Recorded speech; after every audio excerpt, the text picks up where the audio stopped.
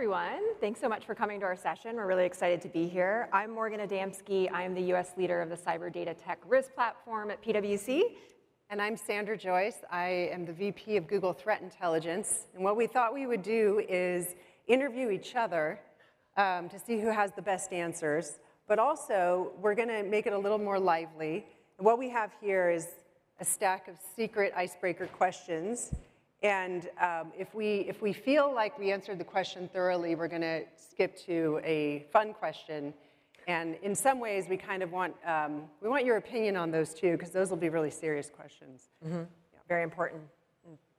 All right, so I'll start us off. And Morgan, you were at NSA, you were at US Cyber Command, and now you're in the private sector.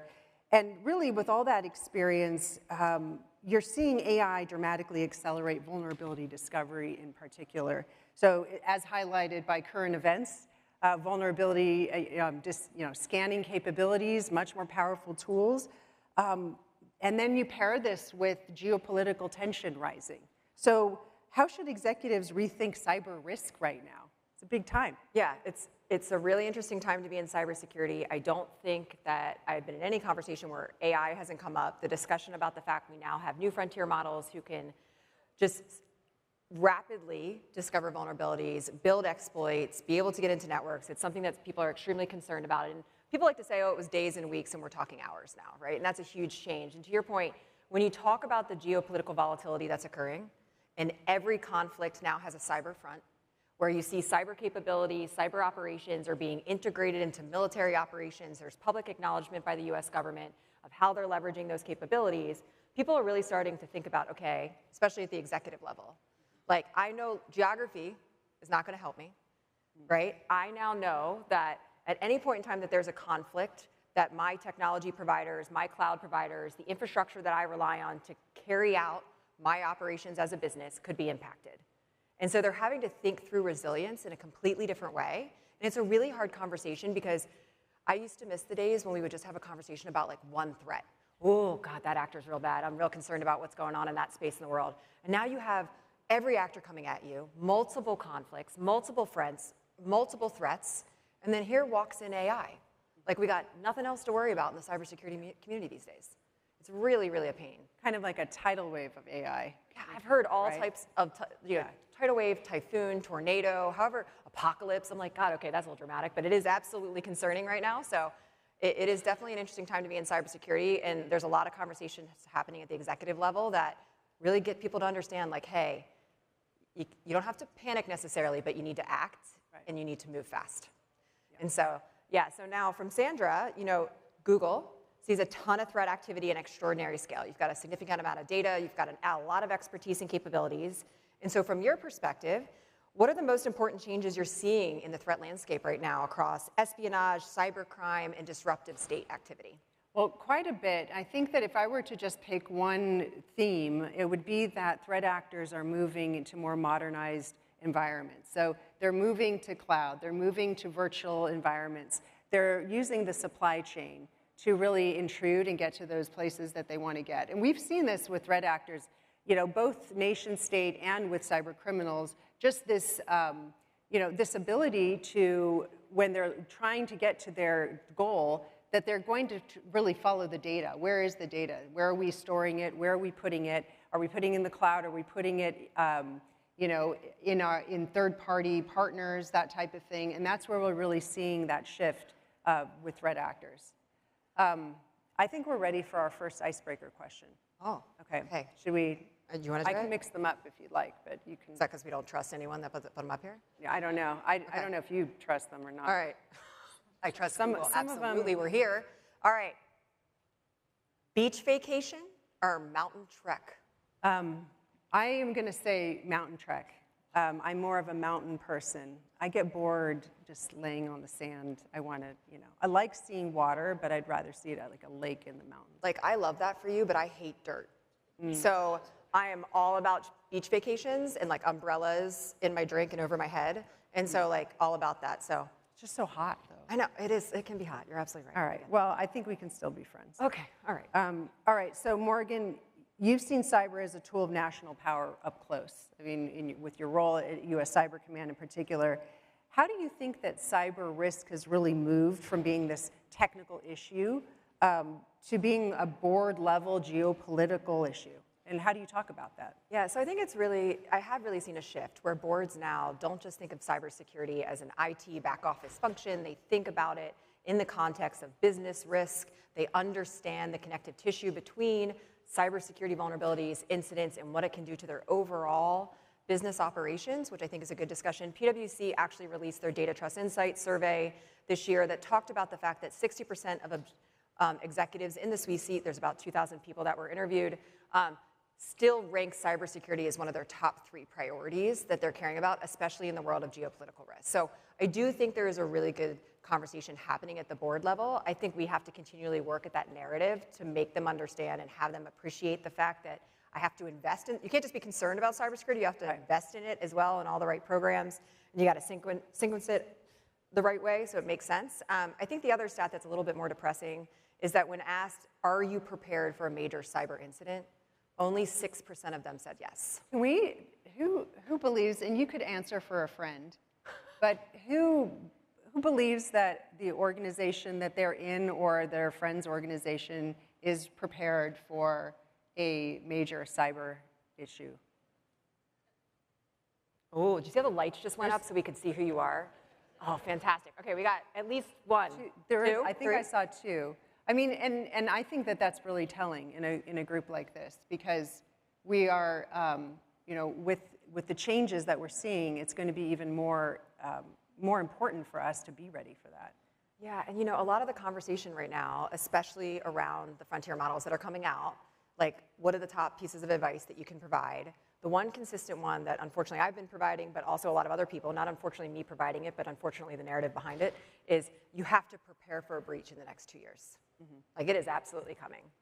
And so getting people to recognize, understand that, not panic is, I think, a really hard thing that we're going to have to talk about publicly. Mm-hmm. And so I appreciate the person that raised their hand. That's fantastic. I hope that stays true. That I think has always been our goal in making sure that we're securing critical infrastructure in companies. But it is going to be a really hard battle the next couple of years. Agreed. Okay, so Sandra, when you look at today's threat actors, where is AI having the biggest impact already? Scale, speed, or sophistication? Yeah, I think it's having impact across all of those. And so I'll give you some examples. We're seeing tools like HexStrike MCP giving threat actors the ability to, one single threat actor can have access and orchestrate 150 different tools in one, right? And we're seeing the type of scale. We're talking about being able to have effects across a large area just with the tools that we're seeing. That's what AI gives, right? In terms of speed, let me tell you about before and after. So an intrusion before, somebody might be successful getting through the first line of defense. They would have to research a little bit, enumerate the network, kind of pause. Like some of these things took time, hours, days, months. That's not the case anymore if they're using AI, because they now have the ability to have AI orchestrate the intrusion. So speed is something that they're also gaining. That we're talking about machine speed now, not the hours that we've been used to. I think there was the whole industry model about find it, like 1 minute to detect or 10 minutes to remediate, or something like that. I forgot the 1, 10, 60, where in an hour you were able to put some threat to bed. But that's just not the case anymore. 1, 10, 60 is absolutely antiquated in today's world. And then sophistication. The technical bar for actually carrying out these attacks is completely low if you think about the ability, the idea that you don't have to be able to be a high-level coder anymore if you have the ability to have vibe coding. You have a lot of different tools out there that don't have the guardrails and are allowing threat actors to experiment in these ways. So between that speed, scale, and sophistication that we've been seeing, these threat actors are making a leap, and we're going to see that more and more as time goes on. Yeah, and Sandra and I have spent a lot of time chasing down nation-state cyber actors in our past and our current jobs, and people always ask, like, how do I solve that? How do I protect myself against it? And the answer used to be, well, they're sophisticated, they have capabilities, like different conversation. But now we still answer the question the same way, like basic fundamentals. Like if you're not doing the basic fundamentals, then you're going to continue to have the same problems because it's so easy. Unfortunately, like we see that the number one way or access vector that actors are still getting in is stolen credentials. Still, after all these years, still, it's that. And so that's incredible to me. Yeah. You know, because these info stealers will collect your PII or your credentials, they'll turn it into logs, and they'll sell it in the underground. And we see this, these different marketplaces where people will get them, and the reason that most of the time they work is because the organization didn't have multi-factor.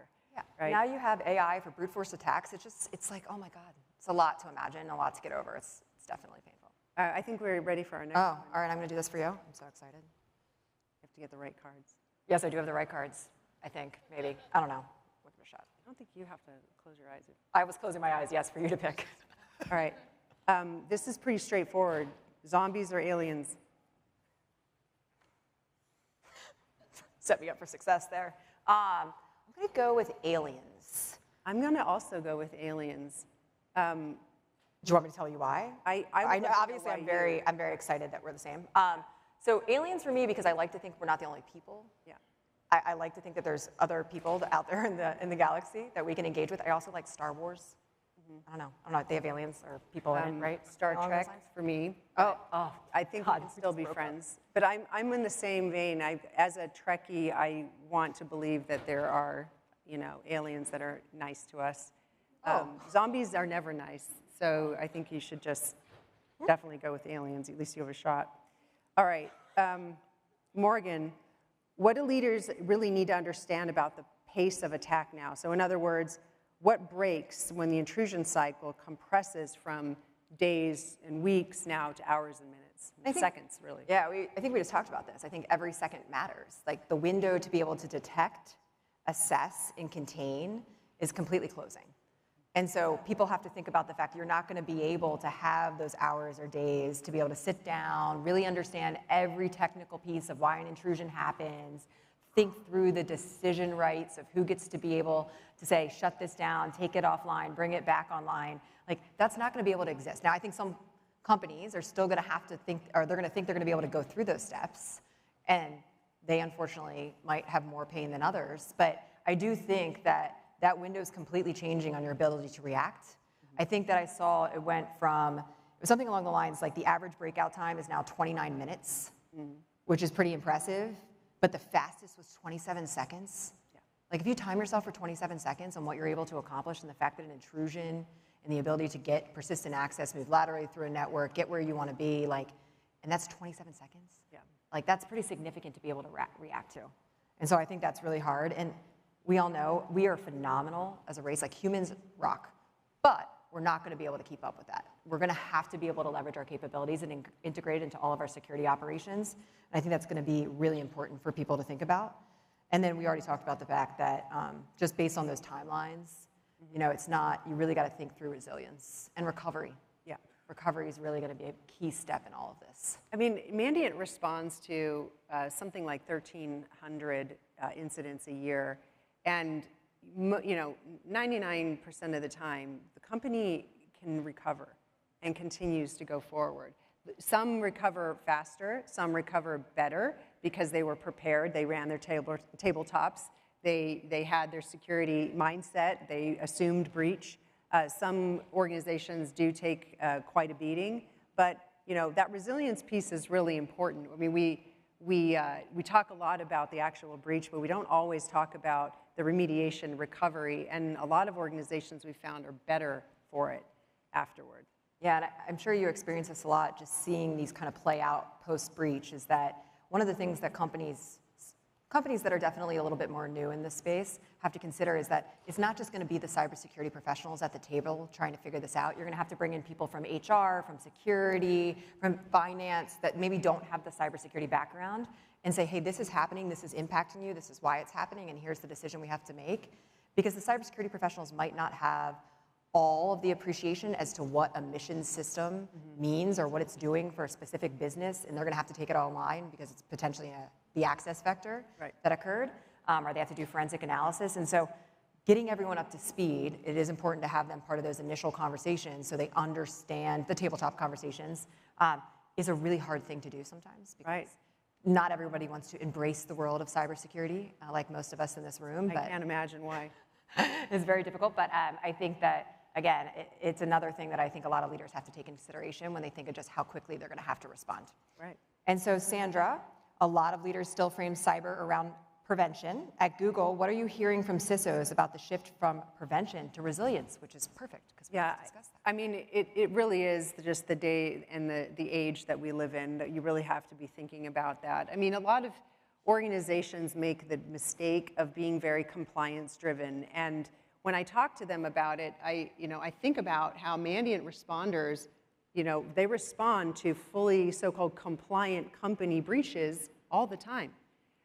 So what we recommend is really that threat, like the Intel-led approach, where you really have to think about where do you exist in the network of networks? What is your place? If there's the map and it says, here you are, where are you in the landscape? Are you a company that is on, has very precious technology that would be a target for nation states? Are you sitting in an industry that is ripe for cyber criminals? Is ransomware, a priority that you should be looking out for? And 99% of the time, that's going to be yes. And so I think that with that approach, you get a better idea of how to prioritize your defenses, which threat actors you should be really focused on, and how that plays out, versus just a very check-the-box approach. If you do it that way, you're going to be surprised. You're going to be compliant on paper, but not reducing the actual risk in the real world. And so that's what we recommend is, think about the real world, not just the compliance piece. So I think we should do an icebreaker. I think we should too. All right. Okay. Don't close your eyes. I liked how you closed them because I didn't know why, but. All right. A bear that is afraid of everything, or a squirrel that is afraid of nothing? So I don't know if that means they're coming at you. Yeah, So like if they're coming at you, I would prefer a bear that's afraid of everything, because I'd just be like, get out of here, bear. Okay. Yeah, like that would work because they'd be scared. I look at the question as which one would you rather be, and I definitely want to be the squirrel. Oh, okay. I mean, not like the crazy Ice Age squirrel, So, but like the like fearless squirrel. Yeah, so you could jump from tree to tree. Yeah. Yeah, I hear you. Okay. I love the way that we have a view into your mind too, because I actually thought it was like they're coming at you because I'm the threat person. So fascinating. Which of us is anyone? And apparently, I'm an aggressive person that wants to. It's fine. All right. So Morgan, you've said that speed is now a strategic risk variable. Yeah. So what are the key decisions that leadership teams really need to make to pre-make before an incident, rather than during one? Yeah, so I break this down into 5 core questions that I would ask. First, what are you willing to shut down to protect the enterprise? So that's a really hard conversation for people to think through, because they're like, no, I'll just deal with it when it comes. And it's no, seriously, if you had to shut down the entire system, what are you willing to shut down if it meant protecting the entire company? To your point, 99% of the companies bounce back, but that's a really hard conversation to work through with a lot of companies and executives. I love this one. Who has the authority to act instantly? Because decision rights in this space is a really hard thing, because everyone is really afraid to say, shut it down. Take it offline. I don't care if it impacts the mission. I don't care if it impacts the bottom line. There are CISOs that are like, shut it down because it's impacting our security, but they're constantly, obviously, being battled with because people want to keep things up and running. They don't necessarily fully appreciate the risk. So I think that's the second question that's really important. The third one is, what level of business disruption are you willing to tolerate? So what's your pain threshold when it comes from, hey, you are impacting that bottom line, hey, you're getting negative press, hey, you're not having access to specific systems, or you're not able to use your favorite tool or capability that's making you successful, and you now have to like handwrite things. I've definitely been at companies where it's turned into pen and paper again. Yeah, amazing. And that is a painful thing to watch, but at the point, that's what they had to do because they meant that that was going to be successful in the breach, and they were going to contain it if they shut down for certain capabilities. The fourth one is a really interesting conversation, but what are your metrics, or what are your, your trigger points in which you're willing to bring things back online? Because that is a really terrifying question for a lot of people. Hey, I'm willing to shut it down, I'm willing to protect, I think I've made the right decision, but how do you know you're safe enough to bring it back online? Yeah, especially in manufacturing or something like that, where it's quite, every minute, every hour that you're not producing, you're losing money, and coming back online, it's a safety issue to shut it down, and it's a safety issue to bring it back. Yeah, and I think the last one's really important, and we try to emphasize it, is what are you willing to communicate? Because publicly communicate, internally communicate, how much transparency you're going to provide to your workforce, how much transparency you're going to provide to your customers, what are you going to tell media? There's a lot of differing opinions in this space. Some people like to say nothing and say, we're not going to talk about it, or we're just going to act like it didn't happen, or we don't have anything to say. And sometimes you have a lot of lawyers, love lawyers. They're fantastic. Is anyone a lawyer in this room? Okay, great. You can say whatever you want. Great. Or they didn't acknowledge it because they didn't want to be identified. But I think that one thing that happens, having grown up in the intelligence community for the US government, I've realized this throughout the years. When you say no comment, the story tends to write itself. Mm-hmm. And so having a strong narrative and having clear lines on what you're willing to communicate during, after a breach, who you're willing to communicate it to, where your lawyers are comfortable or not comfortable, and where you're potentially willing to take risks, I think is a really key conversation for people to have. Yeah, agreed. Yeah, all right. Ms. Sandra, identity is increasing the front line. What are you seeing around credential abuse, impersonation, and AI-enabled social engineering, and where are organizations still most exposed? Well, I think immediately of groups like Shiny Hunters and others who are doing things like vishing, voice phishing. In many, is one of the waves of attacks that we saw, and actually this happened in multiple places, they would actually call to their IT group and say something like, I need to reset my phone, my MFA on my phone, I have a new phone, or whatever it is that they were trying to do in order to get access. And so they, this is something that we're seeing pretty pervasively. And not only that, but what AI brings to the table is just more capability in this space. So it could be more deep fakes. We're seeing some tremendously good videos of, a CEO giving some, ask or request that they never did. I mean, we know from, tools that are out there now, you need only a very small sample in order to do something. I mean, my own team makes videos of me all the time saying funny things for our internal enjoyment, right? And so they're very funny, yeah. Okay. And so, that's sort of like what we're seeing, and we're going to see more of that as time goes on. And the thing is that they're still using traditional social engineering techniques, right? It's to try to appeal to somebody's, good nature, to get them to do something that they really shouldn't do. So we were able to look at, from one victim's organization allowed us to listen to the recordings of these, and we also were able to look at some of the transcripts that were given to threat actors in the underground, where they were given sort of a text and a script to read. And it was really tremendous because you could see the technique was to create that sense of urgency, panic a little bit about what you need to do. I have this very important thing going on, and I need to do this. All of that, just very old school social engineering. Now adding AI, you can put in the face, the voice, and all the rest. So it's going to be very, very hard. And doing the authentication is going to require, more technology, different levels of authentication. And then, something that we've been seeing is that whole idea from, Craig from Craigslist, the take 9, right? Yeah. Take time before you respond to something, click on something, think about, is this reasonable? Is this rational? And does this make any sense, right? And, we've seen this play out for quite a bit. So we're going to be up against this, I think, for a long time. Yeah, I took so many good things from those talk points, specifically to reach out to your team and get access to some of those videos. Yeah, they're pretty good. Yeah, I'm going to get on that pretty good list. Absolutely. Giving people time off and doing all this other stuff, new policies. All right. Here we go. All right.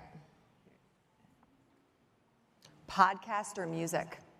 Oh, I'm gonna have to go. See, I like both, but music to me is still a necessary thing. Yeah, I agree. Music for me, it's very soothing. I need it sometimes. Or angry music. I'm very angry. Doesn't, yeah, it's Yeah. music that matches the mood. Yeah, okay. That's Yeah, fair. whatever That's that a good way is, to say it. I'll take that any day. All right, Morgan. For boards and C-suites, what are the 2 or 3 metrics or indicators that really matter, and if they want a realistic view of cyber readiness? So you had a whole group of the audience who said most everybody is not prepared for a big cyber incident. So I think one of the key things that you have to understand and boards have to ask is, what is our time to detect and contain? Like, how long does that take? Because you've got to be able to build back and say, where do I need to play from a decision-making authority? How much time do I have to be in between detect and contain? What's our capabilities? What's our investment in that space? So I think that's one of the first things that I would say from the 2 to 3 things that boards should be thinking about from a cyber readiness perspective.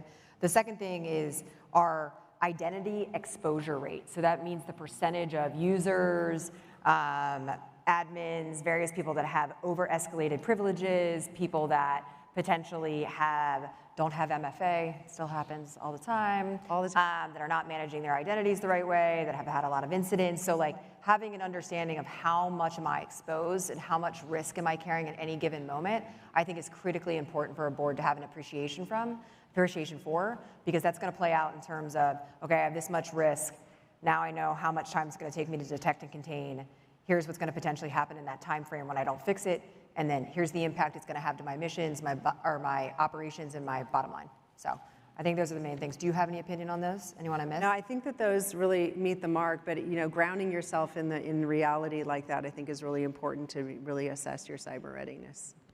Okay, so Google's done a significant amount of work on secure AI and trusted deployment. What does good governance look like when organizations are trying to scale AI quickly without creating new risk? I think that, when we think about how to create a governance framework around your models, let's say, and the tasks and skills, I like to think of it like a metaphor where they're almost like a socially engineered junior employee, right? So for example, if prompt injection is something that you're controlling for, you really want to make sure that your governance only allows for certain outcomes, right? And doesn't allow for others. So that input-output risk is really managed. And that's the same as it would be if you had a junior employee who, somebody was trying to get something out of, the governance around that is really important. I'll give you a great real-world example of this. In our AI threat tracker, we publish it every quarter, and in a previous report, we talked about how we had seen a China-based threat actor that went into Gemini and was doing an intrusion and went to Gemini for some advice. And the way that they asked it was, they didn't say, I'm intruding into a network. They said, I am in a capture the flag exercise, and I'm trying to win. And so this is where I'm at, and can you help me get to the next step? And Gemini's like, sure, I'll help you. You seem like a nice kid. So that's not the right answer, right? So we had to update our classifiers, and we're very transparent. We're talking about these things a lot. But that's the type of management, right, around what are you allowing to happen, and where are the limits of where you're going to see something. And so some of that is also looking at how poisoning the well, so to speak, also. So your data and the training data is really the limit and the max and minimum of the quality that you're going to get in the outputs. So making sure that you're securing and you're also have training data that is very positive. So it's things like that, the input and output risk, making sure the quality of your training data, doing that type of governance around what you're allowing to have happen. We've had instances where we have seen in some other companies where the model was tricked into doing a very expensive calculation based on a really poorly written question. Yeah. And that's a lot of compute. That can be a very expensive thing, right? And so that's the type of governance that we think you should be thinking about. That's great. All right, I think it's time. Yeah. Okay. All right. Let's see. I feel like it's this one. I feel like. All right. Oh no, there's no right answer here. Socks with sandals or socks with Crocs? No right answer. Oh, everyone has an opinion on this one? Fantastic. I don't think there's a right answer. I asked a lot of people this last night because I just wanted their answer. There were some people who really confidently except felt. that we didn't know about these in Oh, I did. I wanted to understand some of these. Socks with Crocs. Mm-hmm. I don't know why. I really actually don't have a good answer for you. I feel like I just feel like it's more acceptable because sandals, if they have like the toe thing, it's just awful. Yeah, and or maybe like slides. Why I agree with you, Morgan, on this very important point is that if you have Crocs on, you're already anti-social person. You're already out there. You've already said, I don't want to be a part of society anymore. So why not put socks on? I am so getting you Crocs for Christmas. Yeah, you should. You should. All right. Let's head to the next one for you, Morgan. Okay. So you help build public-private collaboration at scale. What does effective partnership between industry and government need to look like now, especially as threats move faster and become more coordinated? Yeah. So during the keynote that I was watching, something really resonated with me, and I saw the formula of intel plus automation equals value. And so one of the key things that I focused on in public-private partnerships is, and anyone that's dealt with this from a government company perspective, there's a lot of history in that people felt, okay, I got a piece of paper that said an intrusion happened. There was very few technical details. It happened within a 3 to 6 month period. We're not really sure who's behind it, but we expect you to find it, and then we need you to tell us about it, but when you tell us about it or find it, we're not going to tell you anything back. That's some people's experience with it. Completely understandable. And sometimes it did happen like that. Very true.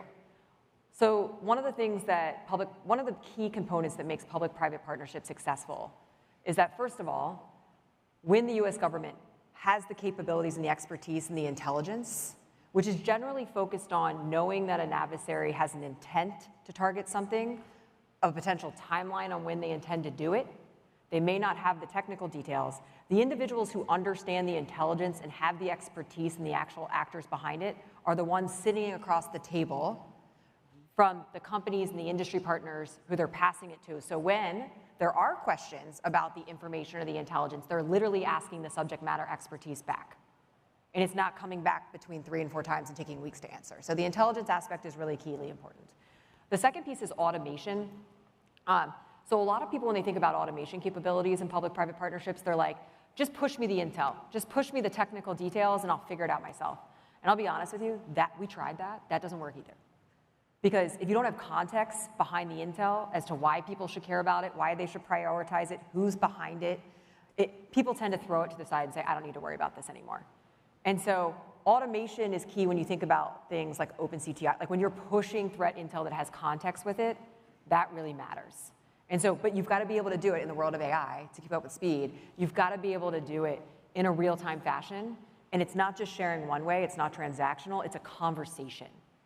And that's where I've seen a lot of breakthroughs in the public-private partnerships is when you could put the analysts together, they could have a conversation. And quite honestly, neither parties had all the answers, but they were willing to work together to solve the problem, to better understand what the adversary was trying to do, and they jointly came up with a solution that made sense. Mm-hmm. It was always painful, and I'm a former government employee that would come in and be like, here's your solution, fix this, re-architect this, use this technology. And companies would be like, that's great, that doesn't actually work, right? And so I think having automation is important, but you've got to be able to have intelligence as well. The last piece of the equation that wasn't in there that I would throw in for public-private partnerships, though, is trust. I love pointing to the fact that you can't build trust in a crisis. And so if you don't build partnerships with whether the government, other industry leaders, your internet service providers, your cloud providers, your endpoint protection providers, your product security companies, and you don't know who you can call and reach out to when you're dealing with something or you have something on your networks that you don't fully understand, and you start to build that in advance and you feel comfortable doing it, those are all things that are really key, and they all have to come together to be successful in public-private partnerships. But I mean, Sandra, you've lived in this world too, so do you have an opinion on what's made it successful? When it works? Yeah, when it works. I think the public-private partnership works when there's common goals and some understanding and empathy about what the other one is dealing with, right? Because to your point, it's hard to communicate if you only think in a government way. and it's hard to communicate if you're only thinking in an industry way, right? And so I think that that's when I've seen it, work the best, is when there's some empathy in the conversation. Okay. When the worst case scenario happens, what separates organizations that contain the damage well from those that lose control of the narrative, the operations, and the recovery? I think we talked about it a bit before, and that's preparation, sort of that assumed breach mentality. I know organizations that write their press release before they're even breached. And to your previous point, Morgan, having the right group coming together. So of course you want your incident response team there. Of course you want business leaders to be able to make those decisions. Do you have that preset decision-making rubric where you know who's responsible for what? But then where's your legal team? Where's your comms team? Make sure that you have all the right pieces there. And most of the time, if the organization has done a tabletop, even sometimes with their board, those are the times where I feel like there's some familiarity.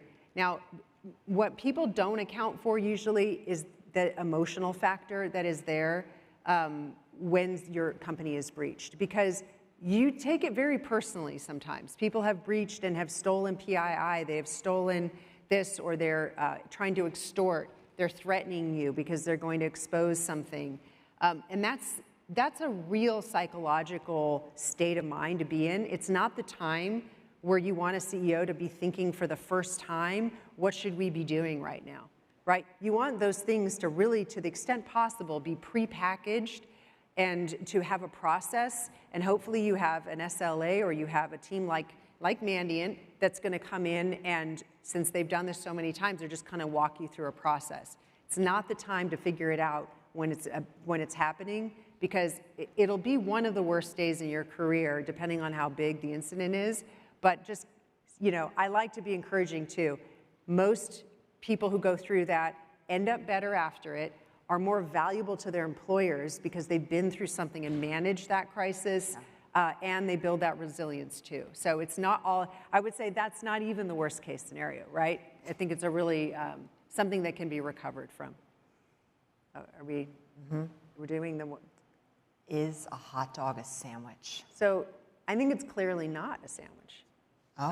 And I'll tell you that there's some epistemic authority here. If anybody here said, give me a sandwich, and somebody handed you a hot dog, you would say, you clearly didn't hear me. I said, I'd like a sandwich.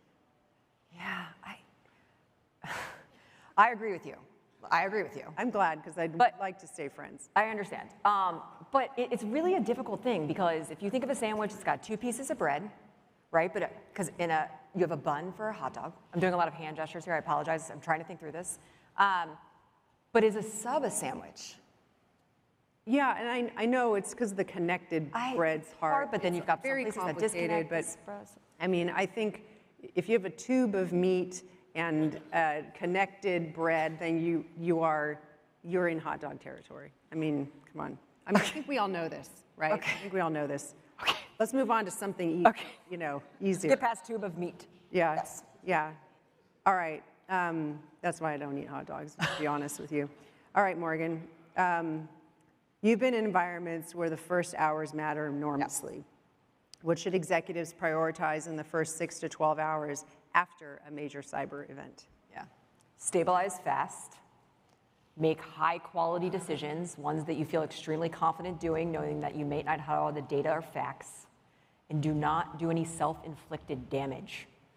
Don't make it worse for yourself. And what I mean by that is try to over-engineer the solution, overthink the problem, bring in 12 to 15 lawyers, all of that. I mean, no, lawyers are great. You need to have lawyers there again. But I just think as much as you can in the midst of chaos, keep it simple. Make the decisions you're comfortable with. And I think that's the best advice I can give to people in 6 to 12 hours, especially in panic, is just write down the things you know you have to take care of. You've got your playbooks, you've done your tabletop exercises. Usually, let's all be honest, it gives you a great way to step through various things that you need to accomplish, but they've most likely not taken into account everything that's gone wrong. And so you've got to be able to pivot, you've got to be agile, you've got to think through how you go through that process. Pick up the phone, call friends, anyone that can help you make a decision, especially if you need to lean on someone. And I think that's the part that's most important is you're going to get through it. It's kind of like those 6 to 12 hours of how quickly you can turn. But like you're likely in a marathon. Yeah. So prepare for it, but like don't make it worse for yourself in the long run. I also feel like, you know, there are those wonderful human beings that are really calm in a crisis. You need one of those.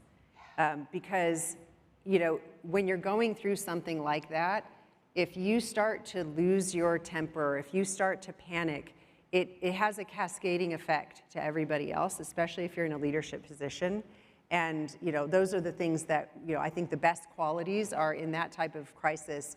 You know, are you calm? Are you collected? Do you have the perspective to say, we'll get through this, and to calm the people around you? Because it is a really harrowing experience, but you will be fine. So I know we're getting low on time here, so I'm going to jump to just a final question to kind of see if we can both answer. But so lots of threats out there, actors, we're facing them from every single front, persistence to everything from espionage, cybercrime, it's all a different topic every single day. And then you layer it with AI, which increases the speed and the scale. So if you had to give one piece of advice to CISOs, people in this profession, of what they should focus on and how they should think about it, what would it be? You know, right now, I'm going to give advice for this moment. And for this moment and where we are and what we're up against with AI capabilities, I think that understanding your patch management in a way you've never understood it before. Now, what I mean by that is we know that these tools are now out there that can scan for vulnerabilities.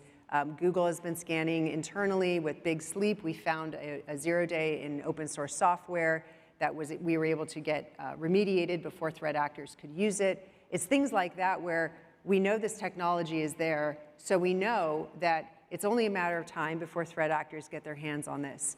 So you really have to be honest with yourself and your organization. What needs to be patched critically right now? And because of the way that these tools are evolving, even things that you didn't think were high priorities, we have watched these tools take some old vulnerability, some very commodity type thing, and chain it with more advanced things, and in order to create something net new.